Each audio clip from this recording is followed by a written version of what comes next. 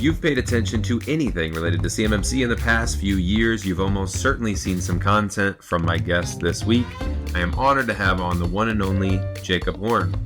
Jacob is the Chief Security Evangelist for Summit 7, very fun title, and competes with only Mr. Beast for the amount of content one human can produce on a given topic.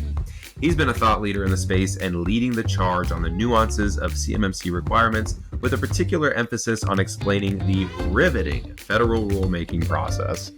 Now, for those of you that just listened to this podcast, Mostly Compliant, this interview is actually an extension of the interview that I got with Jacob for a special episode called Mostly Compliant Tonight, which is my take on late night comedy meets cybersecurity. Yes, I'm serious. So if you haven't seen that yet, go check that out on YouTube. Otherwise, please enjoy this full interview with Jacob on today's episode of Mostly Compliant. All right, Jacob, thank you again for joining us. As you write in your LinkedIn bio, you were born with this rare genetic mutation that allows you to read NIST publications and government regulations without experiencing boredom like a normal person. My first question is, when did you first notice this mutation? And I guess, are you just as shocked the X-Men haven't recruited you yet? Yeah, it's the worst superpower ever. And I noticed it when I was a kid back in the day. You can ask your parents about this, kids. Back in the day when video games used to come in cartridges or on discs, and you had to buy the physical copy of the game, they used to come with booklets inside of the packaging. And the booklet would explain how the controls work and how the game works and the lore behind the game and how the bad guys work. And all the information in the game was contained in this rule booklet. And I used to obsessively read and study these rule booklets before playing the game. And all my friends couldn't care less about the rule book. And so that's how I knew I had mutant powers from an early age. There's really two kinds of people in the world. There's the people who would read the rule book before playing the game, and the people who would toss it out of the window on the way home from Target when they were a kid and never read it. They just figure it out as they played. Even thinking about that still gives me anxiety to this day, of just figuring out how the game works while you play it instead of reading the rules ahead of time. So yeah, I knew from an early age. Yeah. I love that the word controls was already there. So that's been kind of a theme throughout. There you go. I've always been the rules guy on board game night, right? So it was pretty obvious early on. Okay, beautiful. So in your LinkedIn bio, you go on to say that you've made a career out of using that power for good, which I think we can all agree that you have done very well.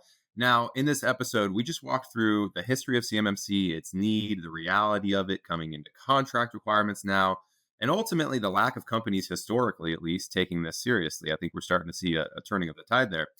What do you think, and I know you get kind of boots on the ground experience from all the sort of haters in this space, what do you think that has and had been most attributed to that lack of urgency around this? And then how are you continuing to use this power for good to help wake them up? Well, the reason it's not taken seriously is because there hasn't been consequences for not taking it seriously, period. Like that's the reason. You can't say that the reason that implementation is still, in very, very low levels across the DIB by virtually anybody who's ever done an analysis of the implementation of the requirements in DFAR 7012, whether that's official DoD analysis or independent, market research from various companies over the years. You can't say that it's a function of time, because the requirements have been unchanged now for a decade. So it's not a function of how long people have. And so it's because there's no consequences and everybody knows it, and it's kind of an open secret. You talk to a lot of people, and almost inevitably, a lot of the conversations turn into, we didn't take it seriously. Our customers didn't ask about it. We all just kind of looked the other way. And now it's a big deal, and it makes a lot of people very frustrated. So, one of the reports that I like to point people to is from an organization called MXD, which is the official Center for Cybersecurity and Manufacturing, sponsored by the DoD itself. And they had a report that came out over a year ago now, where they interviewed defense contractors, defense manufacturers that handle, controlled data, or that will need to handle controlled data. And their main takeaway in this report was the thing that characterizes defense contractors when it comes to their cyber obligations is overconfidence.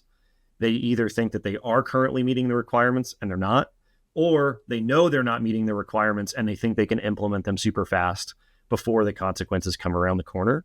It's because there's no consequences, right? That's why. No one has lost a contract. Very few people have experienced fines under the False Claims Act. And that's really the forcing mechanism that CMMC represents, which is why it gets such an intense backlash, is because it is the consequence. Yeah.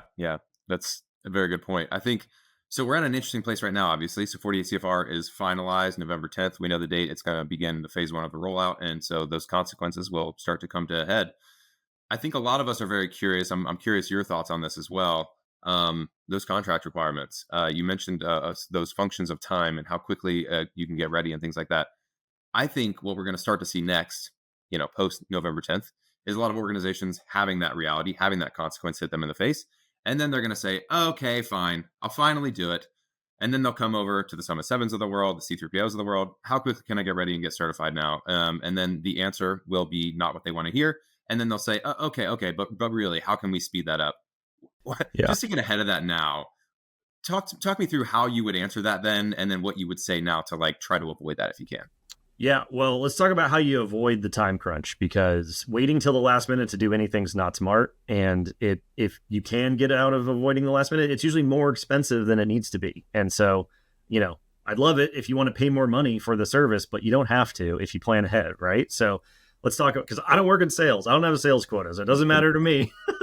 So how do you avoid? Come on, let them pay more. How do you? If anybody out there has ever done Brazilian Jiu-Jitsu before, this happens to beginners all the time. They get trapped in terrible, painful, horrible positions, and they always ask, "How do I escape from these terrible, horrible, painful positions?" And everybody always says, "Don't end up there in the first place." Yeah. So how do you not end up underneath your opponent here in the first place? The metric that I always recommend people to check out is your specific customer's long-range acquisition forecast. Specifically, in those long-range acquisition forecasts, there will be a metric. They're typically in a spreadsheet called PALT, P-A-L-T, your procurement administrative lead time. This is an official metric that is tracked by the Department of Defense, mandated by Congress that they do so since 2019.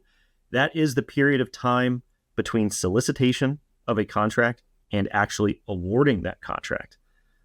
That's important because your CMMC status, whatever level it happens to be, is a requirement to take award of a contract. You won't know what status you need until you see the solicitation. So all things being equal, you have whatever the period of time is that your customer has specified between solicitation and award to know what level you'll need, implement everything, and then get certified to achieve that status in order to take award. Very, very helpful, makes things very, very clear. The problem is that period of time, that PALT window, is way, way, way shorter than people think. And it's almost always shorter than the average amount of time that it takes people to get fully implemented. So we've told people this for years.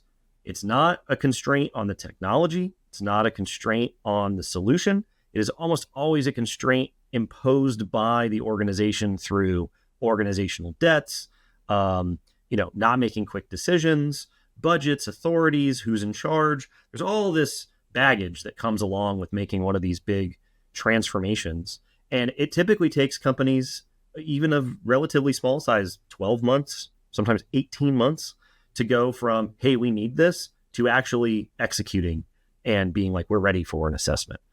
Almost always in those situations, the PALT window for those size companies is going to be shorter than 12 to 18 months. Typically, they might be like a quarter or, a couple months.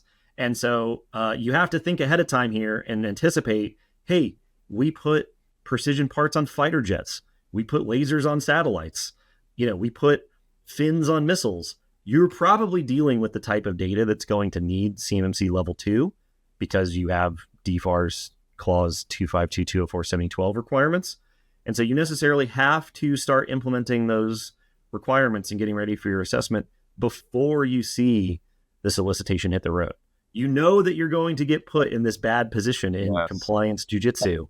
Don't end up in that position and then try to figure out an escape. It's going to be expensive. It might not even be possible. So just avoid it from the beginning. look at your customer's long-range acquisition forecast, and that will let you vet a service provider, because then you actually know, you say, my customer is going to solicit this opportunity in Q1 of next year. We need to be able to take award at the end of Q2, for instance, whatever your customer has said in their acquisition forecast. Can you, service provider, that might be us, might be somebody else, you can go to the service provider and say, this is the time period that I need you to support us in. Can you do that? Yes, no, how much? And then you can take that to everybody. Because if you just go to the service provider, they can go, we can get you when we can get you in now, we can get it for more, we can get you for less. You're letting them in the driver's seat determine what's going on, which could work out, could cost you more, could cost you less. But here you're, to be forewarned is forearmed, if you will. Yeah. Yep. So I think it's interesting because a lot of what you had touched on is the goalpost moving, or a new sort of excuse or reason to blow this off. And so I think as we get into this showing up into procurement and then contracts that need to be awarded, that'll be the biggest sort of alarm, the buck stops here sort of thing. I think what I'm hearing right now a lot of, as far as the goalpost, what it's been moved to, I just had dinner with some folks in the manufacturing space the other night. And they were telling me, I was talking to an executive of the company saying, yeah, well, we just don't know because I just think it's going to basically take us losing out on a contract. But basically they said, well, there probably won't be enough anyway, right? There won't be enough organizations to do the work that are certified. So they think some magical exception will come about. What would you say to people in that situation where they go, well, what if, and I believe this, what if there aren't enough organizations certified to do this work? They have to let us go without it, right? Sure. Yeah, I think business is about taking risks, right? And so, it's a risk. Everything is a risk decision. Everything is a risk reward decision. You're talking to people who are in charge of businesses that are successful because they took risks. I think that a lot of people are taking risks here that they don't fully appreciate. And so you might still make the decision to take the risk, which is your prerogative. Like, we're not, I'm not judging anybody for taking the risk. I'm just judging a lot of people for taking a risk with their businesses without all the information, right? Sure. Yeah, You're making a bet on a poker hand without seeing all the cards on the table, essentially, is what's happening, right? So the idea that there won't be enough people available to support the process for the DoD to award this contract has one major flaw. That major flaw is how waivers work for CMMC. So waivers apply to entire contracts. They don't apply to individual contractors, right? And the waiver process is a pre-solicitation decision. So if you read the DoD guidance in the 32 rule and in the various memos that support the 32 rules implementation, they have told the contract workforce that if you determine prior to solicitation that there won't be enough companies for you to require a certain status, then you can waive the CMMC requirement for the entire contract. Now, 7012 still applies. There's still an implementation plan. There's still all this stuff you got to do, but the status requirement can be waived from the contract. That tells you that if you see a solicitation come out and it does have a status requirement in it, the DoD has determined that there are enough people to support the bidding process for this work. And if you're one of the companies that doesn't have your CMMC status, that means there's enough companies other than you for the DoD to move ahead without the work. And like I said before, you won't know until the solicitation comes out. And when the solicitation comes out, you might only have 3 months or 4 months or 6 months to go from zero, which is what you're saying, to fully implemented with your level 2 status, right? And that's not a lot of time. It's going to cost you a lot of money. So you're basically saying, I'm not going to spend the money to implement DFAR 7012, and I'm not going to spend the money on the assessment because I'm betting I won't have to, and I can spend that money on something else. The gamble that you're taking is if you're wrong, you won't have enough time to fix it for less money than you would have saved, right? You're going to spend way more money doing it fast, if you can do it at all, compared to the amount of money of just implementing the requirements in the contract that you have right now. Yeah. So right. It is, it's not as clear cut as, well, there just won't be enough people. It is a gamble. So if you think that there won't be enough people, like I said, that's your decision to make, but you're essentially making a bet on a hand of poker here. And if you lose the bet because you didn't have all the information, that's how the game works. So I think there's just a lot of people out there who are making that assumption, and that isn't necessarily true. Yeah, I like that. I would agree. I think they're making the assumption as opposed to making a risk-based decision. And so we're just trying to arm them with all the information, make sure they are That's making all. Honestly, man, that is all the content that I put out. That's all it's trying to do, is trying to give you more information about the poker bet that people are making, right? It's like, should you do this? Ought you do this? Do I personally think you should do this? Is besides the point, right? 100%. It's just you talk to a lot of people, and for years, right? This, our content was all about the rulemaking process. Because people would say CMMC is not happening, and I'm like, how do you know that? And they go, well, I heard it's not happening. And you're like, well, here's a couple of cards on the table that show you how rulemaking works and where we are in the milestones that we've crossed on the rulemaking process. Do you still think that it's not happening? And they'd be like, well, I don't want to talk about this, right? You're like, okay, like it's your decision. But there's just information that you should take in to make a better decision. Yeah, absolutely. Yeah, it was interesting. So I think it was episode 2 of this podcast. I talked to a former contract officer, and just to kind of further stamp that point that we were talking about, I mean, if they go from 90 bids to 3 bids, they don't care. If they have the bids that they need, they got the bids they need. Every single contracting officer I've ever talked to says the same thing. They're like, if I need 7 bids, I don't want to review 70 bids. If I need 9 bids, I don't want to review 90 bids. I need 9, right? If I need 3, I don't want 300 bids. I want 3, because they're people, right? They're people just like everybody else. Yeah, exactly. And so whatever they are required to get in order to qualify for the minimum to award the work, that's the amount they want. And they are looking for a reason to disregard anything beyond that number. And so I tell people this all the time. It's like, from a business perspective, the golden rule is don't be difficult to do business with, right? Like, and when you are telling often your only customer, the DoD, I'm not doing this. I want exceptions. I want special treatment. I want you to change the rules. I want you to stick your neck out and ask for waivers and exceptions for me. And other people are not doing that. You are making yourself more difficult to do business with. Now, maybe you're in a negotiating position where you can do that, which is wonderful for you. Most people who are thinking that are not in such a position, especially when a lot of people are on the other side of the mega primes, like the Lockheeds and the Northrops and the Raytheons of the world. Most of their subcontractors are not often in a position to tell them what time it is, if you will.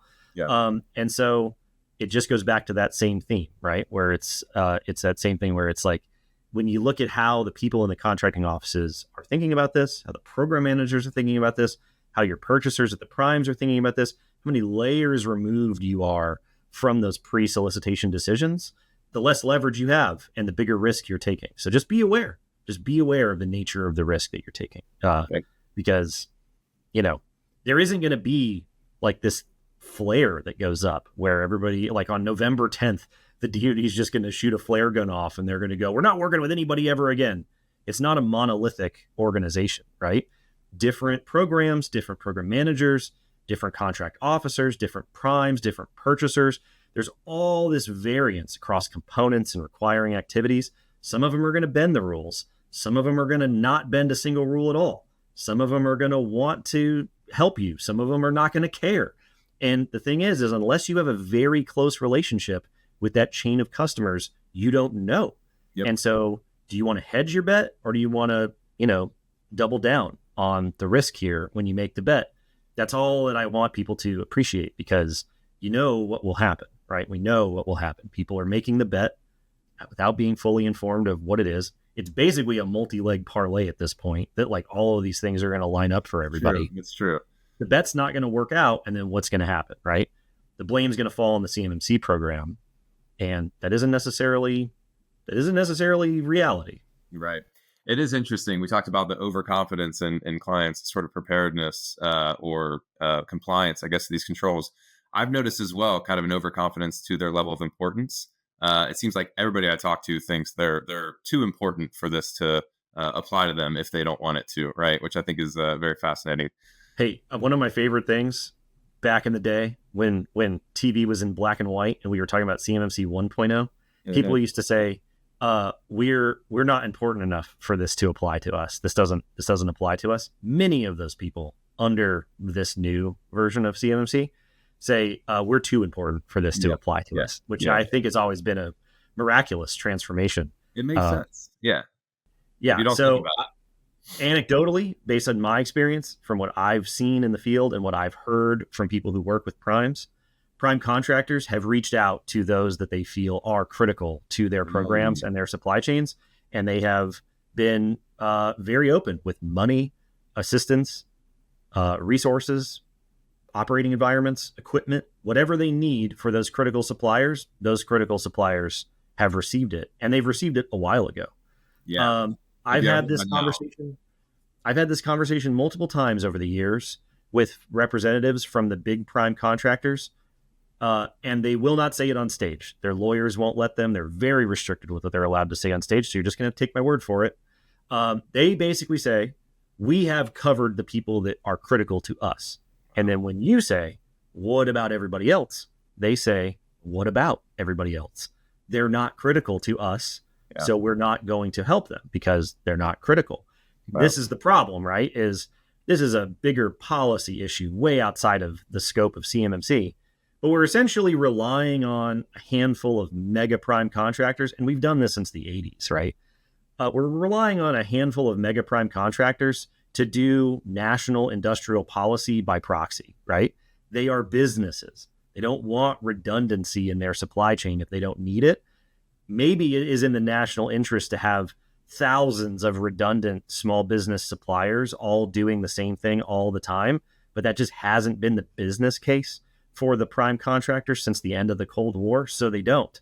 And so if you don't have the government step in to shore up that gap in national policy, it's just going to be left up to these weird market forces in this weird warped defense market that we all work in.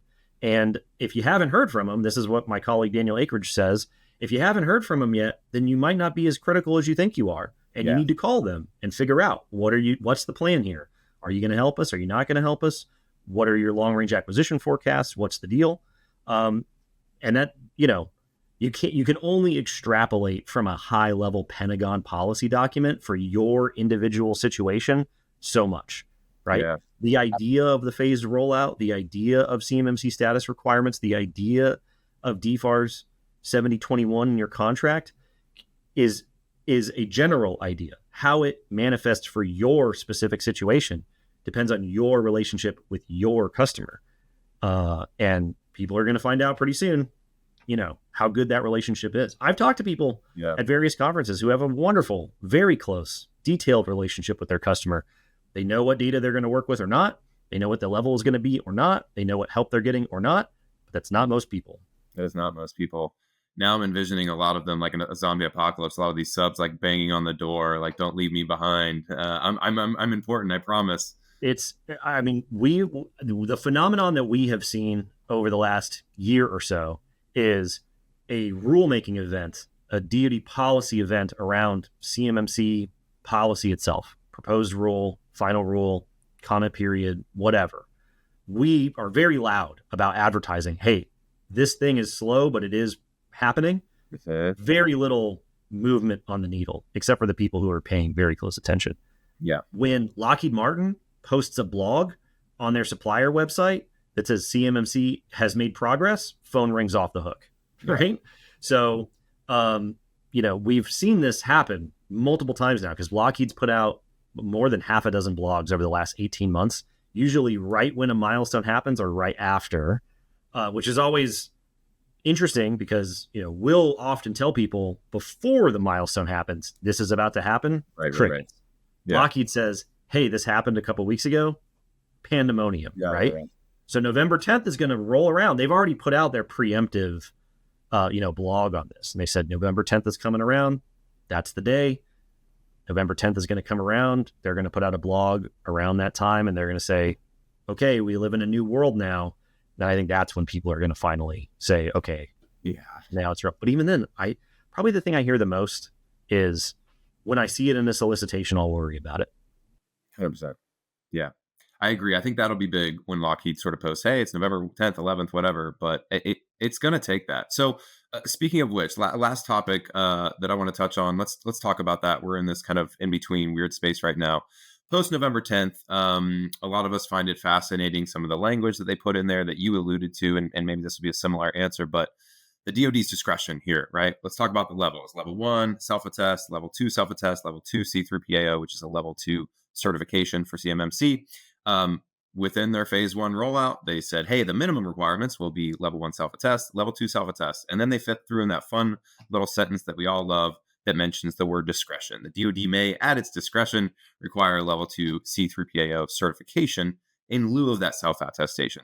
So I've seen you post a bunch of content about this, but just give us your thoughts right now on how you think that'll actually play out. Yeah. So pretty much everybody says phase 1, first 12 months, there won't be any level 2 certification requirements. It's not true. So if you read, like you said, the language at 32 CFR 170 that describes the phased rollout, the two big words are discretion and applicability. So discretion says they can. There is no policy that says they cannot, right? So there is zero policy that says that the DoD is prohibited from requiring CMMC level 2 certification in the first 12 months, period, right? So now we've got a big question mark. What the heck does applicability mean? Because if they can, the question is, will they? And after the 32 CFR final rule came out and went into effect in December 2024, we got a policy memo in January of 2025. It was a policy memo written to the DoD contracting workforce that said, here's how you determine which CMMC status level applies, which tells us how applicability will work. And if you read the section on level 2 C3PAO certification, they say that if the contract will involve any of the categories of controlled and classified information under the DoD grouping in the NARA CUI registry, the minimum requirement is a level 2 C3PAO status. The big one for most people listening to this, for most defense contractors in reality, is controlled technical information. If you deal with controlled technical information, if you deal with naval nuclear propulsion information, it says it right there in the clarifying guidance to the DoD contract workforce, to the PMs and the KOs, that if that data is involved in this contract, you need a CMMC level 2 C3PAO status at a minimum. Doesn't say anything about phased rollout, doesn't say anything about a prohibition for 12 months, doesn't say nothing. So that's applicability. They have the discretion. So now your question is, will they or won't they? You don't know. Unless you have talked to the PM pre-solicitation, which you almost certainly have not, you don't know. Now, based on the nature of the business that you do or the type of solicitation that you're going after, you can tell very easily if you're likely to have that kind of data. Because it's essentially all the other forms of CUI that are not defense-based information that the DoD might be handing out that they would be willing to tolerate CMMC level 2 self-assessment for, right? Really, big picture, you got to think about, what is the purpose of this program? The purpose of the program is to give DoD assurance that you have implemented the requirements in DFAR 7012. That's it. Because DFAR 7012, as the many CMMC rules over the years have said over and over again, has no verification mechanism. And so to establish the program and then say, hey, everyone with the data that we care about, we are going to accept the policy that we know is a failure, which is why we created this program in the first place, doesn't make any sense. Will some people get level 2 self-assessment in phase 1? Absolutely. Will you get a level 2 self-assessment instead of a C3PAO certification requirement? You don't know. You can't predict it. Yeah. This is the bet. This is the bet that everybody needs to make. And so, it is not airtight that there will be only self-assessments in phase 1. I've been really trying to, hammer that point home.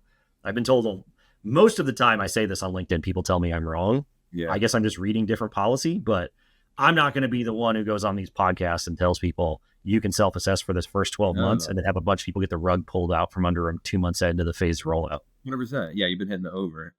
That's a really good point, though. The last point that you made, I had not thought about or heard you make that point specifically yet. The whole entire point of CMMC is that certification mechanism for a third-party assessment, right? Right. So why would they be more than okay with a level 2 self-attestation that they would just continue with DFAR 7012 if that was the plan, right? The whole idea is that self-assessment doesn't work, right? Now, if there are constraints where they have to accept self-assessment, that's fine. But we're making the exception to accept self-assessment rather than the existing policy that we've had for a decade where everyone gets to self-assess by default. Yep. We're essentially just switching the table stakes. We're saying everybody has to have the certification by default. And if there's an exception or whatever, we can waive it, right? Which is a better policy.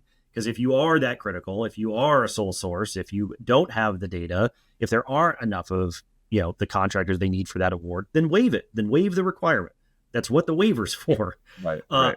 The better policy is not to just take everybody's word for it when we know that policy doesn't work, right? Yep. So the initial rollout, it's going to be a mixture of level 2 certifications, level 2 self-assessments, but it isn't easily predictable based off people's specific situation. So you just got to be careful about how sure you are that you're going to get that self-assessment. It'd be very interesting to see how it continues to play out here. Jacob, I'm going to wrap things up. Thank you so much for joining us here today. I will give you the opportunity. Any last words of wisdom, any other topic that you want to touch on before we wrap up today? Yeah, I mean, lots of people feel very relieved when they hear they're going to get a self-assessment and a C3PAO assessment, which I always find funny because you're going through the same assessment criteria. You're evaluating the same assessment objects, it's just you're doing it instead of a third party. So why would it be such a big difference? Why does everybody breathe such a sigh of relief whenever you would be self-assessment? We all know why. Anyways, we put out tons of content on all of this stuff. We go into tons of rabbit holes, the requirements, the NIST side of the house, the policy side of the house, the rulemaking side of the house, everything in between. You can find our stuff on YouTube. Find us on LinkedIn. We do a live show every Friday where we do live question and answer for an hour. We put out multiple podcasts during the week. You check out our website, summit7.us. Put out blogs all the time. We have webinars all the time. We're putting out stuff all the time. It's all free. And we almost always have the footnotes to the stuff that you can go read yourself. So it's not just sales and marketing fluff. You can verify everything we're saying. And we really pride ourselves on putting out, information that people can use to vet any service provider, not just us. Because the nice part about having all this policy written out is we all know what the rules are. We all know what the questions are on the test. We all know how the assessments are going to work. We all know exactly what's going to happen. The problem is you got to read it, right? So we try to make that process a little bit easier. But people can find us there and tons of resources. That's where your mutation becomes so valuable. You can read it for them and they can check your work if you want. There you go. You guys haven't seen, obviously they have fantastic content and regular webinars, etc. Jacob Horne, thank you again so much for joining me here today. I mean it. Thanks.